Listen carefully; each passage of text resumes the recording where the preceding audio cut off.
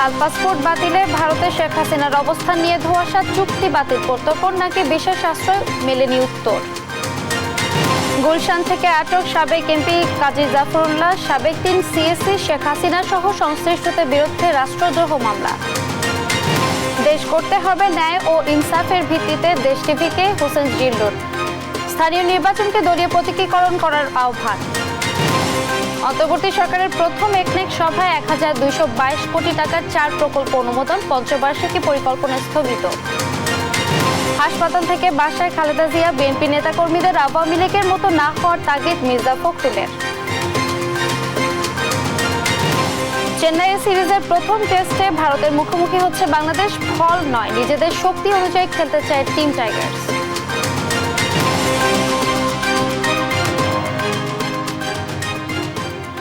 দেখছিলেন শিরোনাম সংবাদ, সকালের সাথে আছি আমি ফারজান আলীনা। শেখ হাসিনা ভারতে পালিয়ে যাবার 45 দিন পেরিয়ে গেছে, তবে বর্তমানে তার স্ট্যাটাস কি এ সম্পর্কে অফিসিয়ালি ভারতের কাছে এখনো জানতে চায়নি অন্তর্বর্তী সরকার। দুদেশের বিশ্লেষকরা বলছেন, প্রত্যর্পণ চুক্তি অনুযায়ী ভিসা ছাড়াই কোনো লাল পাসপোর্টধারী 45 দিন পর্যন্ত বৈধভাবে ভারতে অবস্থান করতে পারে। এরপরও সাবেক আমলা বা কূটনৈতিক পরিচয়ে শেখ হাসিনাকে সর্বোচ্চ 6 মাস আশ্রয় দিতে পারবে মোদী সরকার। তবে চুক্তি বাতিল করলে ফেরত দেওয়ার আর বাধ্যবাধকতা থাকবে না। বিস্তারিত জান্নাতুল মোহনার প্রতিবেদনে। শেখ হাসিনা পালিয়ে গেছে, শেখ হাসিনা নাই, শেখ হাসিনা চলে গেছে, শেখ হাসিনা পালায় না। 5 আগস্ট 2024 গণ অভ্যুত্থানের মুখে দেশ ছেড়ে ভারতে পালিয়ে যান বাংলাদেশের সাবেক প্রধানমন্ত্রী শেখ হাসিনা। তখন তার কাছে ছিল কূটনৈতিক লাল পাসপোর্ট। ভারতের ভিসা নীতি অনুযায়ী যেসব বাংলাদেশের কূটনৈতিক লাল পাসপোর্ট আছে তারা ভিসা ছাড়াই প্রবেশ এবং সর্বোচ্চ 45 দিন অবস্থান করতে পারবেন। ইতোমধ্যে অন্তর্বর্তী সরকার তার কূটনৈতিক পাসপোর্ট বাতিল করেছে। এতে প্রশ্ন উঠেছে, কোন স্ট্যাটাসে ভারতে অবস্থান করছেন শেখ হাসিনা, কতদিনই বা তাকে আশ্রয় দেবে মোদী সরকার।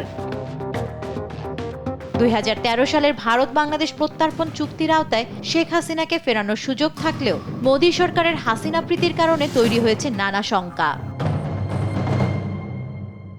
চুক্তি অনুযায়ী অন্তর্বর্তী সরকার শেখ হাসিনাকে দুষ্কৃতকারী প্রমাণ করলে ভারত চাপে পড়বে বলে মনে করেন ভারতের রাজনীতি বিশ্লেষক প্রদীপ চট্টোপাধ্যায়। তিনি একজন চিহ্নিতকারী অপরাধী, এরকম ভাবে কোন ধরনের প্রমাণ ভারত সরকারের হাতে এরকম সরকারি সিলমোহর দেওয়া কোনো যদি যোগাযোগ স্থাপন করে, তাহলে আমার মনে হয় ভারত সরকারকে অনেকটা বেশি চাপে ফেলা যাবে। তবে রাজনৈতিক প্রতিহিংসার অজুহাত দেখিয়েও ভারত শেখ হাসিনাকে রেখে দিতে পারে বলে জানান কূটনীতি বিশ্লেষক মোহাম্মদ নুরুজ্জামান। একটা রাজনৈতিক কালার দেওয়ার চেষ্টা হতে পারে এখানে। ইন্ডিয়া বলতে পারে যে হাসিনাকে বাংলাদেশে পাঠালে ফেয়ার ট্রায়াল হবে না। বাংলাদেশ ইন্ডিয়া এক্সট্রাডিশন ট্রিটির ধারা 21 উপধারা 3 এই ধারা বলে তারা পুরো চুক্তিটাই বাতিল করে দিতে পারে। তবে 45 দিন পেরিয়ে গেলেই যে শেখ হাসিনা ভারতে অবৈধ হয়ে পড়বেন তেমনটা মনে করেন না প্রদীপ। জানান, সাবেক আমলার স্ট্যাটাসেও 6 মাস আশ্রয় দিতে পারে ভারত। 45 দিন পেরিয়ে যাওয়ার পরেও আরো ধরুন 6 মাস হতে যত দিন বাকি থাকে, তারা তাদেরকে এই শেল্টারটা দেয় প্রাক্তন আমলা হিসাবে এবং যাদের সঙ্গে ভারতবর্ষের সুসম্পর্ক বজায় আছে। আর শেখ হাসিনাকে ফিরিয়ে না দিলে বাংলাদেশে ভারত বিরোধী মনোভাব বেড়ে যাওয়ার আশঙ্কা করছেন মোহাম্মদ নুরুজ্জামান। এতে দ্বিপক্ষীয় সম্পর্কেও নেতিবাচক প্রভাব পড়তে পারে। শেখ হাসিনাকে যদি বিচারের জন্য হস্তান্তর করা না হয়, এক্সট্রাডাইট করা না হয়, সেক্ষেত্রে হয়তো আমার ধারণা এটা যে ইন্ডিয়া বাংলাদেশ রিলেশনসের উপর নেতিবাচক প্রভাব ফেলবে। বাংলাদেশের আহ্বান উপেক্ষা করে শেখ হাসিনাকে ফিরিয়ে না দিলে আন্তর্জাতিক অঙ্গনে ভারতের ভাবমূর্তি ক্ষুণ্ণ বলে মনে করেন বিশ্লেষক। বাংলাদেশের কাছে ইন্ডিয়ার যতটা না প্রয়োজন, তার চেয়ে ইন্ডিয়ার কাছে বাংলাদেশের প্রয়োজনটা অনেক বেশি। জান্নাতুল মোহনা, দেশ টিভি, ঢাকা। আওয়ামী লীগের প্রেসিডিয়াম সদস্য কাজী জাফরুল্লাহকে গ্রেফতার করেছে আইনশৃঙ্খলা বাহিনী। তবে কোন মামলায় গ্রেফতার দেখানো হয়েছে তা এখনো জানানো হয়নি। বুধবার দিবাগত রাতে তাকে রাজধানীর গুলশান এলাকা থেকে গ্রেফতার করা হয়। ছাত্র জনতার আন্দোলন দমনে গণহত্যায় সম্পৃক্ততার অভিযোগ করা বেশ কয়েকটি মামলায় অন্যতম আসামি কাজী জাফরুল্লাহ। তাকে গ্রেফতার দেখিয়ে আদালতে নেওয়া হতে পারে। জাফরুল্লাহ আওয়ামী লীগের প্রেসিডিয়াম সদস্য এবং ফরিদপুর 5 আসনের সাবেক সংসদ সদস্য।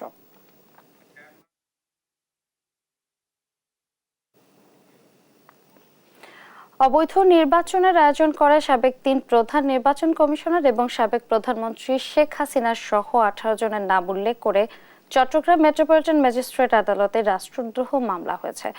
পাশাপাশি 3 বিতর্কিত নির্বাচনের সব সংসদ সদস্য সহ নির্বাচন সংশ্লিষ্ট সবাইকে শনাক্ত করে আসামি করার আবেদনও করা হয়েছে।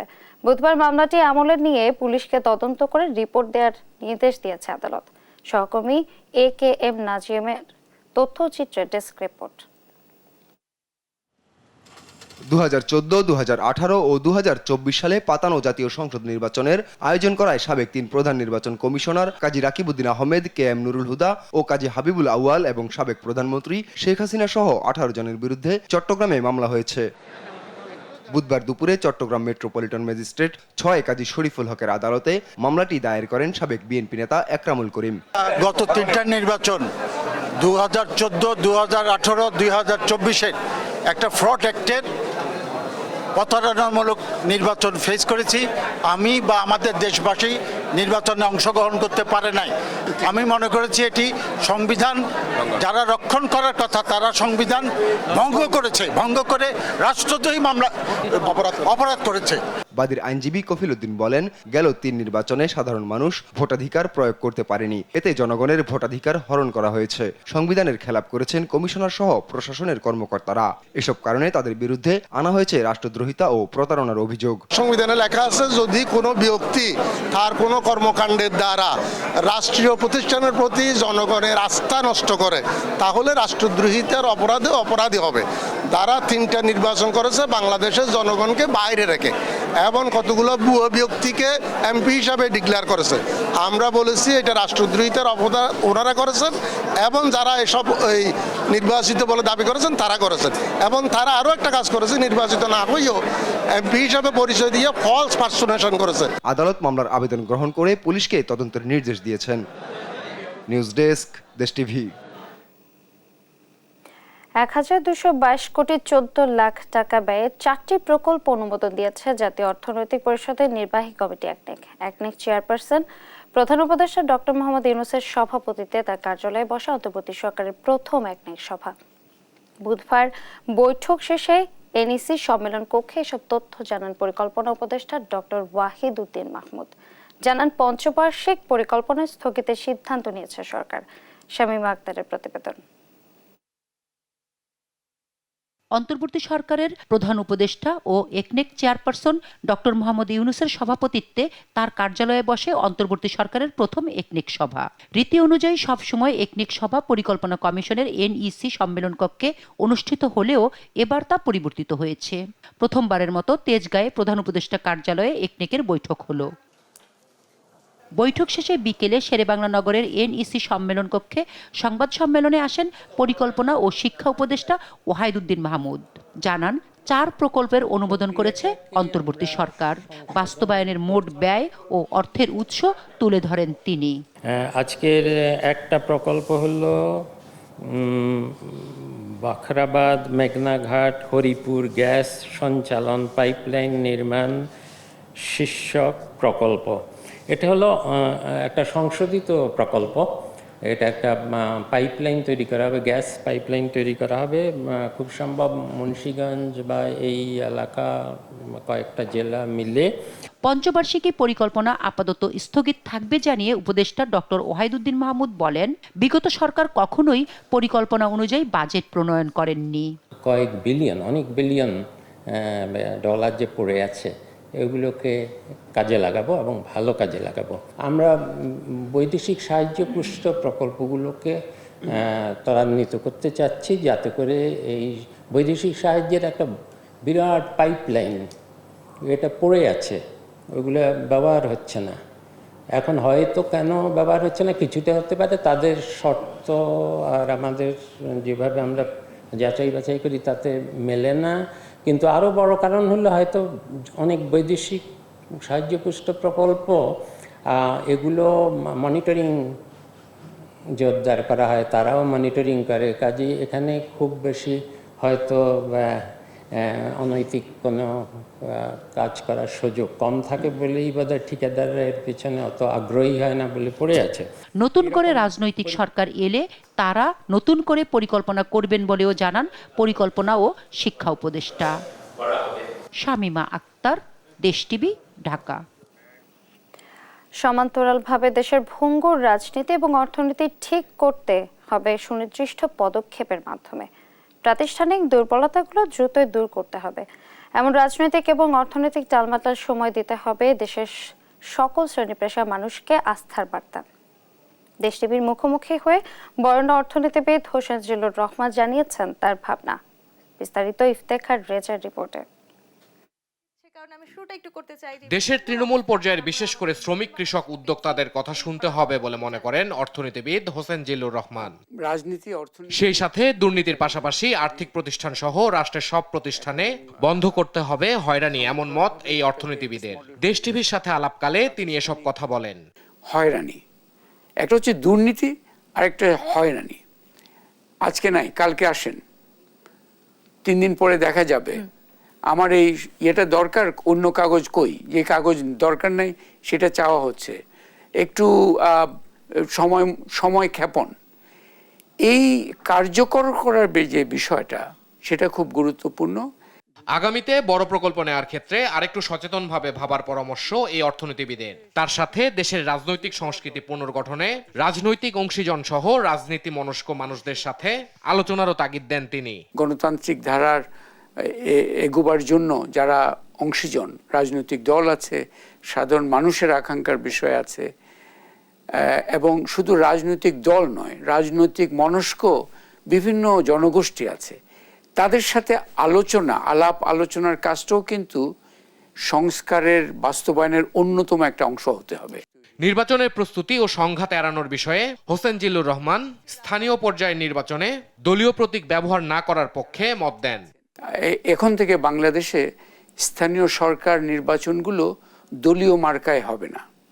এই দলীয় মার্কার হওয়ার ফলে স্থানীয় সরকার ব্যবস্থা পুরো একটা সমস্যার মধ্যে নিপতিত হয়েছে। এটা কিন্তু আগামীকালই যদি অন্তর্বর্তীকালীন সরকার এটা ঘোষণা দেন, নির্বাচন এই মুহূর্তে করতে হবে তা নয়, বাট ভবিষ্যতে যে স্থানীয় সরকার নির্বাচন দলীয় মার্কায় হবে না, এটা অত্যন্ত গুরুত্বপূর্ণ একটা পদক্ষেপ হতে পারে। আগামীর বাংলাদেশ ন্যায় ও ইনসাফকে কেন্দ্র করে গড়ে তুলে সব শ্রেণী পেশার মানুষকে বৈষম্যর হাত থেকে মুক্ত করার আহ্বান জানান হোসেন জিল্লুর রহমান। আমি বলছি এখানে একটা বাংলাদেশ চাই যেখানে একটি শব্দ সবার সামনে প্রতিষ্ঠিত হবে, সেটা হচ্ছে ন্যায়, ইনসাফ। নানাভাবে আমরা শব্দটা ব্যবহার করি, এই শব্দটাকে আমাদের অন্তর্বর্তী সরকারের পাশাপাশি রাজনৈতিক দলগুলোরও আগামী রাজনীতির ভাবনা জনগণের সামনে পরিষ্কার করা প্রয়োজন বলেও মনে করেন বরেণ্য এই অর্থনীতিবিদ। ইফতেখার রেজা, দেশ টিভি, ঢাকা। এই মুহূর্তে বিদেশে চিকিৎসা নেওয়ার মতো অবস্থানে নেই বিএনপি চেয়ারপারসন বেগম খালেদা জিয়া। শারীরিক অবস্থার উন্নতি হলে বিদেশে নেওয়ার বিষয়ে সিদ্ধান্ত হবে বলে জানিয়েছেন বিএনপি স্থায়ী কমিটির সদস্য এবং বেগম জিয়ার ব্যক্তিগত চিকিৎসক ডক্টর AZM জাহিদ হোসেন।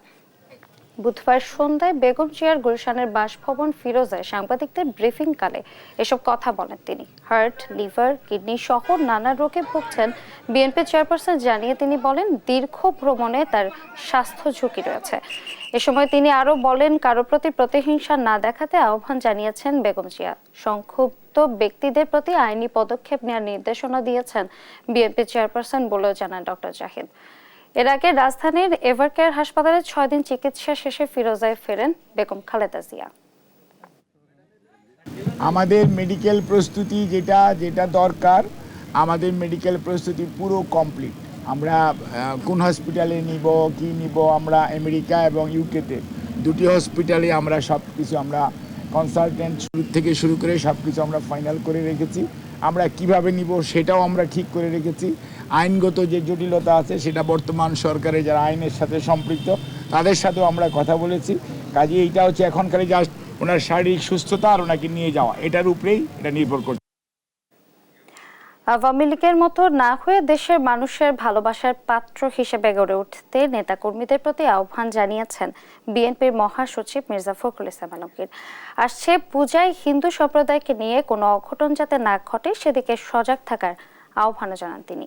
এদিকে স্বৈরাচারের পতন কেবল 2-1 দিনের নয়, বরং দীর্ঘ লড়াই সংগ্রামের ফসল বলে আবারও দাবি করেছে দলটির স্থায়ী কমিটির সদস্য নজরুল ইসলাম খান। সাইফুল রিপনের প্রতিবেদন। বুধবার ঢাকা রিপোর্টার্স ইউনিটিতে রক্তে ভেজা গণ অভ্যুত্থান গণ আকাঙ্ক্ষার বাংলাদেশ শীর্ষক আলোচনা সভার আয়োজন করে বাংলাদেশের বিপ্লবী ওয়ার্কার্স পার্টি।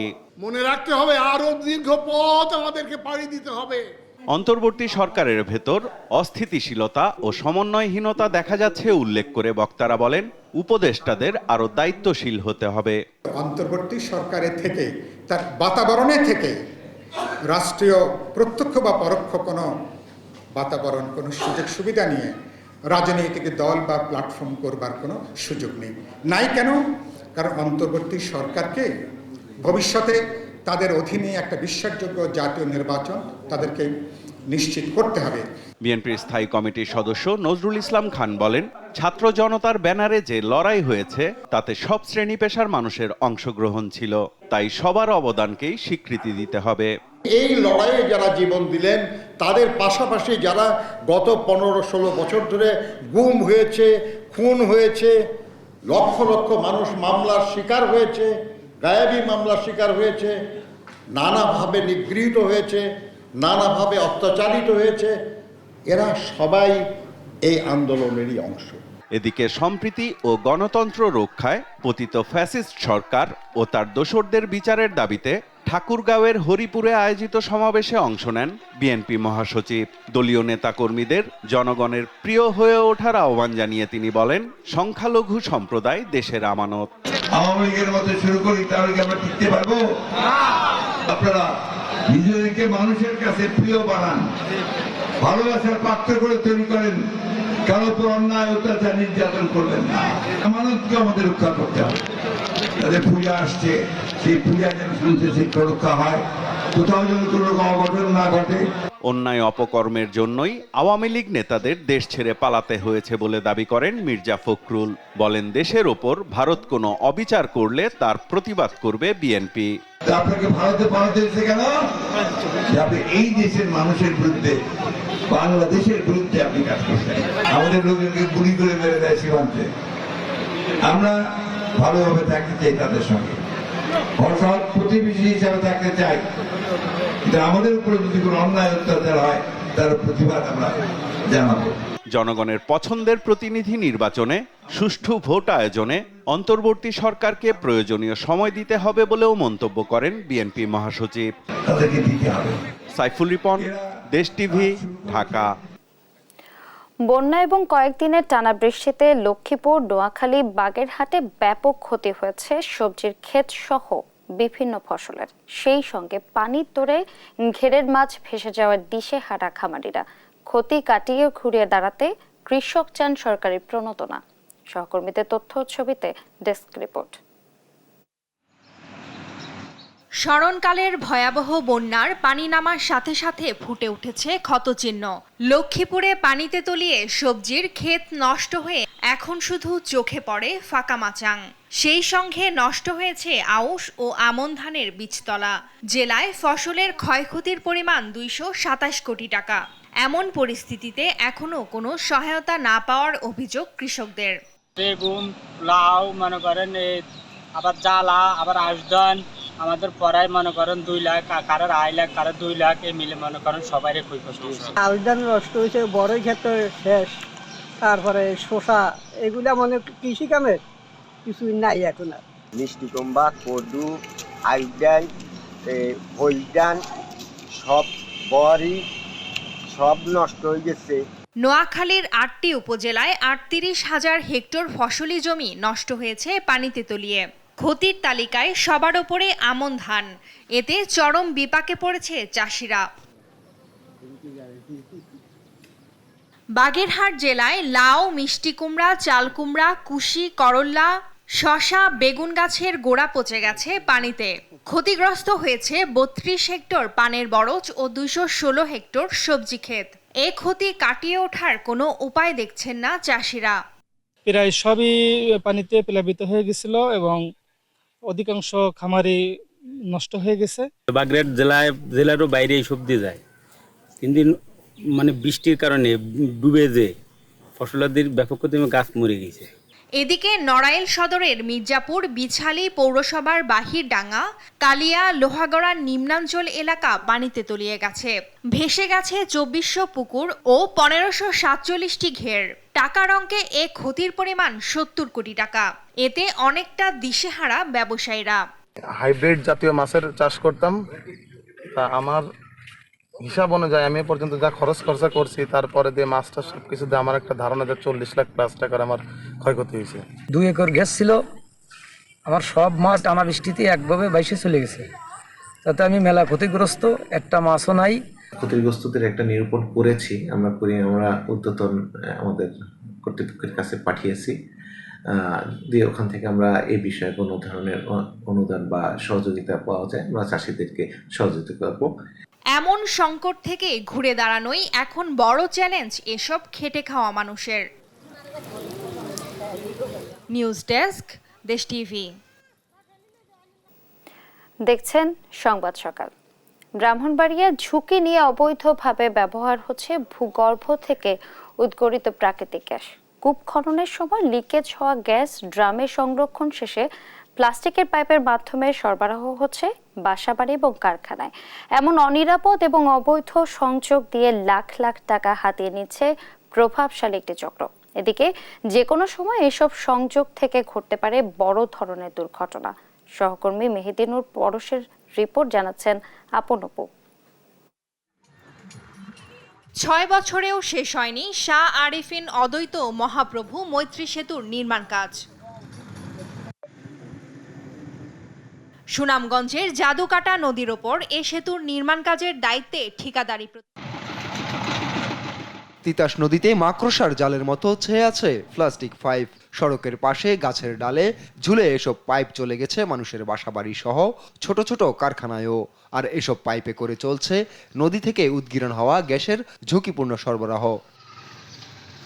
এমন দৃশ্য ব্রাহ্মণবাড়িয়া সদরের মজলিশপুর ইউনিয়নের। মূলত তিতাস গ্যাস ফিল্ডের 3 নম্বর কূপ খননের সময় লিকেজ থেকে গ্যাস মাটির উপরের স্তরে চলে আসে। এতে বাকাইল, ছোট বাকাইল, মধ্যমপুর ও শ্যামপুর সহ আশপাশের এলাকায় মাটি থেকে নলকূপ, নদীর পাড় ও বাড়ির আঙিনা দিয়ে গ্যাস উদ্গীরণ হতে থাকে। সেই গ্যাসই ড্রামে সংরক্ষণ করে সরবরাহ করছে প্রভাবশালী চক্র। বাসাবাড়িতে সংযোগ প্রতি আদায় করা হচ্ছে 500 থেকে 700 টাকা, আর কারখানা থেকে 1000 টাকা। নদী থেকে, ফসলি জমি থেকে, উঠান থেকে গ্যাস উত্তোলন করা হচ্ছে অবৈধভাবে।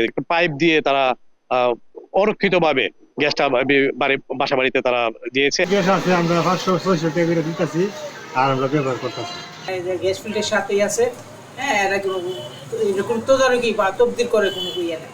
বিষয়টি পর্যবেক্ষণে রাখা হয়েছে জানিয়ে বিজিএফসিএল কর্মকর্তারা জানান, গেল 1.5 দশকে উদ্গীরণ হওয়া গ্যাসের চাপ কমায় ঝুঁকির পরিমাণ কমে এসেছে। উদ্গৃহীত গ্যাস নিরাপদ ব্যবহারের আওতায় এনে রাজস্ব আয় বাড়ানোর কথা জানান সচেতন মহল। 15 বছর ধরে বিপুল পরিমাণ গ্যাস উদ্গীরণ ঘটছে।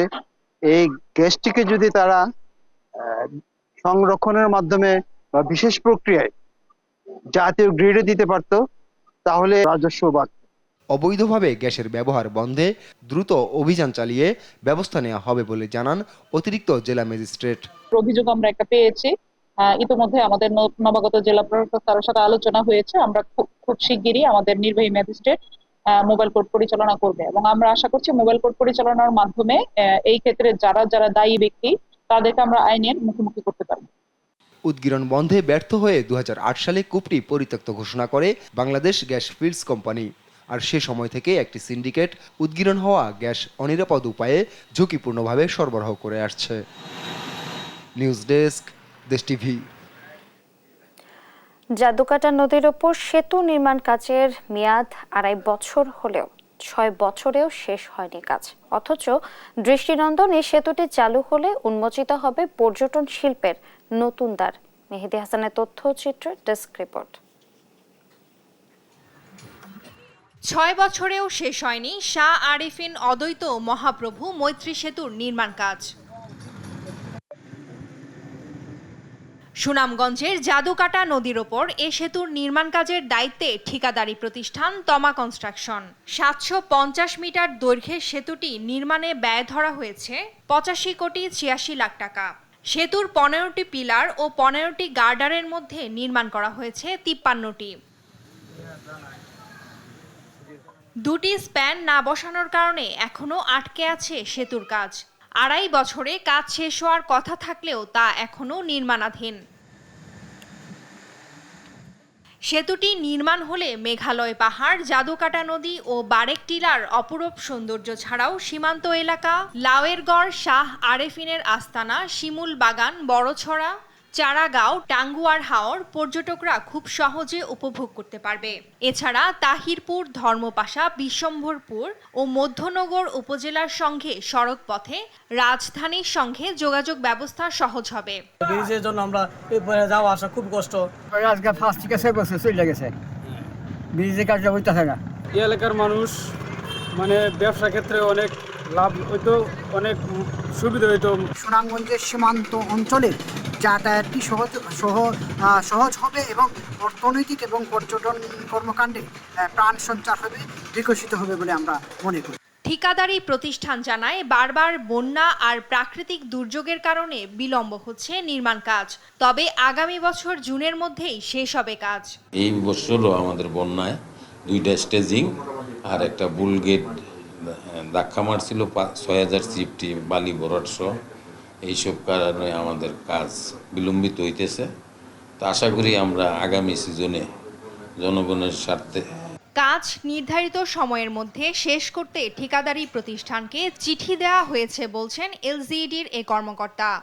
এছাড়া ঠিকাদারের কিছু নেগলিজেন্সি আছে, যার কারণে কাজটা বাস্তবায়নে কিছুটা বিলম্বিত হচ্ছে। তবে আমরা আশা করছি আগামী 8 থেকে 9 মাসের মধ্যে এই কাজটা শেষ হয়ে যাবে বলে আমরা আশাবাদ করছি আর কি। সেতুটি দৃশ্যমান হলে মনোমুগ্ধকর প্রাকৃতিক সৌন্দর্য উপভোগে পর্যটকদের আগমন বাড়বে, উন্মোচিত হবে পর্যটন শিল্পের নতুন দ্বার। নিউজ ডেস্ক, দেশ টিভি।